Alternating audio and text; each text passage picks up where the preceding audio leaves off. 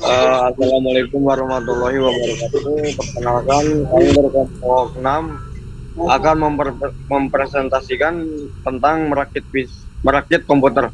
Nah, di sini ada anggota saya, nama saya Akmal Maulana Lutfi, dan ada anggota saya namanya Prajin Ralam, Asif Fahrudi, M. Andi Solihin, dan Juan Jerah Yosef.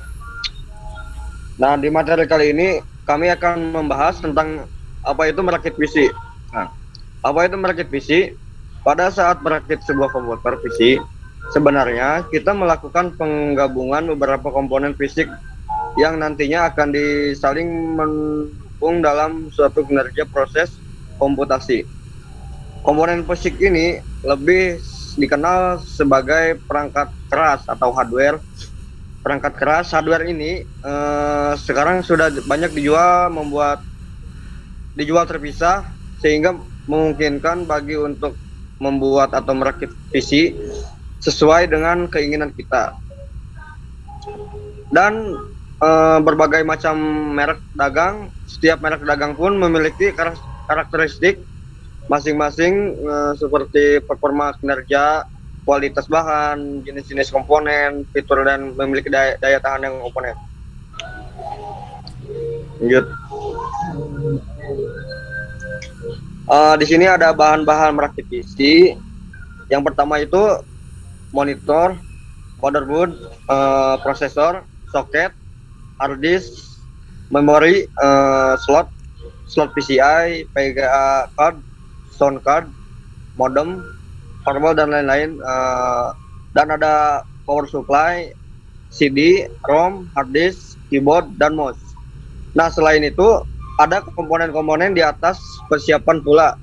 Alat tangan seperti obeng dan tang. Setelah semua sudah tersedia, langsung menuju perakitan sebuah PC. Nah, di sini tuh ada langkah-langkahnya.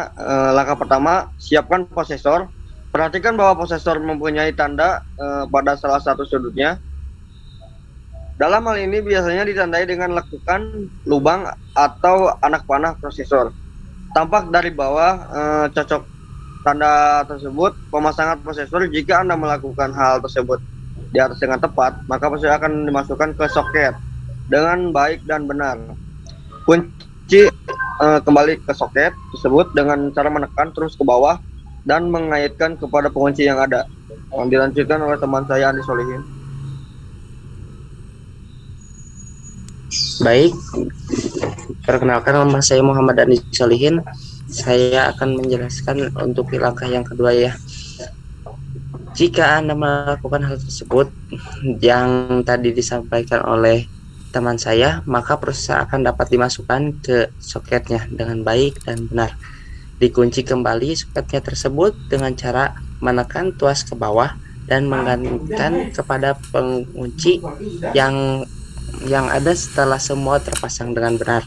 Maka langkah selanjutnya adalah pemberian tema pasta pada bagian atas prosesor.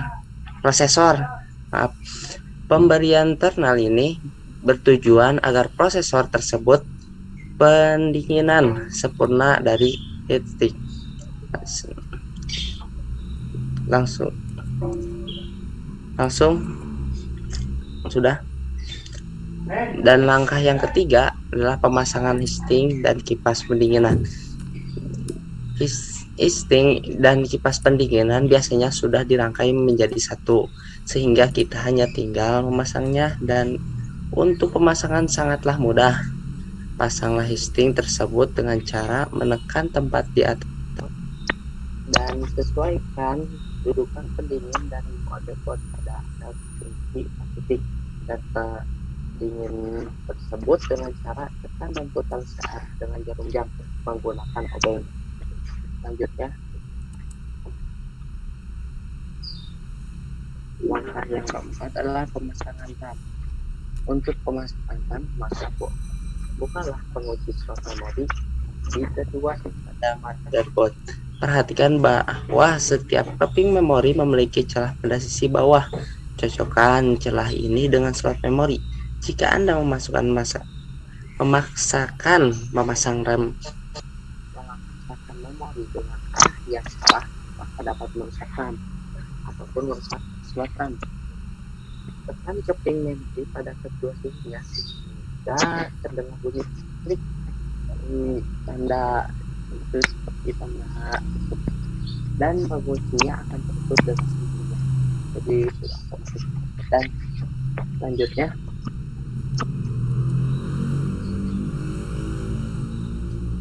menyiapkan casing dan pemasangan power supply. Siapkan casing yang akan digunakan. Letakkan di atas meja ataupun tempat lain. Tempat yang mudah untuk pemasangan. Dan lepaskan skrup yang ada pada bagian tengah, kemudian buka panel sampingnya dengan hati-hati. Ambil power supply dan pasang pada tempatnya, kemudian kencangkan dengan memasangkan skrup seperti pada gambar di bawah ini.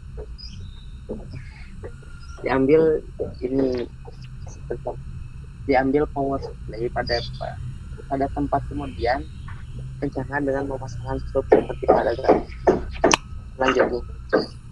Dan selanjutnya akan dijelaskan dengan teman saya, itu Juan. Asip.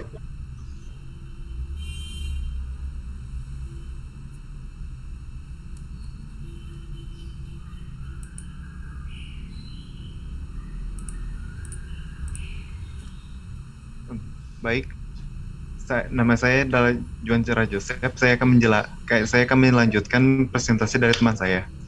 Langkah ke-6, pemasangan motherboard. Cocokkan posisi motherboard dengan dudukan yang ada pada casing. Pastikan kaki-kaki tersebut akan mendukung motherboard. Anda di bagian yang membutuhkan tekanan kuat, seperti soket, prosesor, atau slot memori. Jangan lupa setiap dudukan motherboard yang ada lubang bautnya harus diberi skrup atau baut agar kedudukannya kuat. B. Siapkan skrup yang digunakan dan obeng. Kemudian kencangkan, putar searah jarum jam. Semua skrup yang digunakan untuk motherboard dengan baik dan benar. Lanjut. Yang ke-7, memasang VGA Garda. Siapkan VGA card yang akan dipasang. B. Buka panel penutup paling atas yang berada pada bagian belakang casing. C. Pasang VGA card dengan cara tekan keping bagian tengah sampai masuk dengan hati-hati. Setelah itu kencangkan dengan pemasang skrup. Lanjut. Langkah ke-8, menyiapkan hard disk. Ambil hard disk dan perhatikan bagian jumpernya. Pada jumper akan terdapat pilihan master, slave, atau kabel select. Informasi ini dapat ditemukan pada permukaan hard disk. B. Pasang jumper pada posisi sesuai dengan yang diinginkan. Jika perlu, siapkan pinset untuk mencabut dan memasang jumper pada hard disk. Dan selanjutnya akan dijelaskan oleh teman saya, Asif Fahrudi.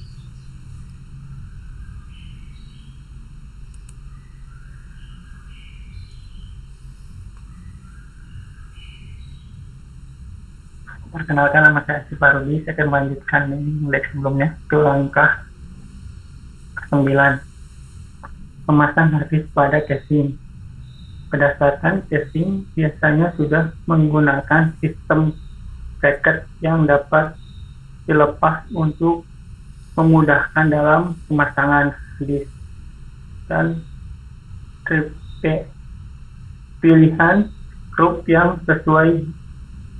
Jangan sampai terlalu besar atau terlalu panjang. Kemudian pasang skrup tersebut pada dudukan hard disk dengan baik dan benar. Lanjut.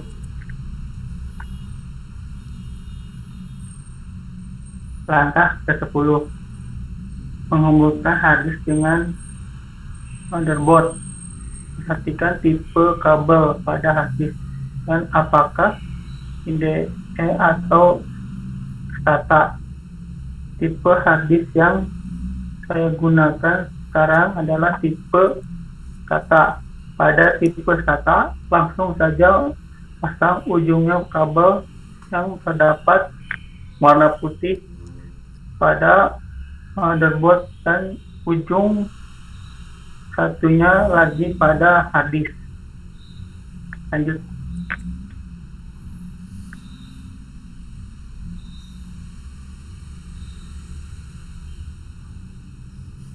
Langkah 11, memasang CD atau DVD drive. Untuk memasang CD atau DVD drive, biasanya kita perlu melepas panel depan casing terlebih dahulu, atau tergantung juga jenis dan model casing yang digunakan.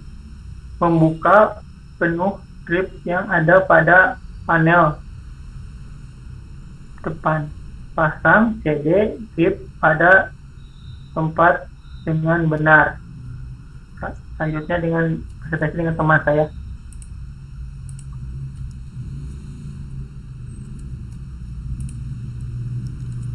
Langkah ke-12, menghubungkan CD, DVD, drive dengan metode pemasangan kabel data ID dari CD, DVD ke board ke kabel pada metodenya terdapat tepat di atas soket kabel VDD. B. Pasang konektor DVD dan ujung satunya lagi ke motherboard pada komputer yang bertulisan CD.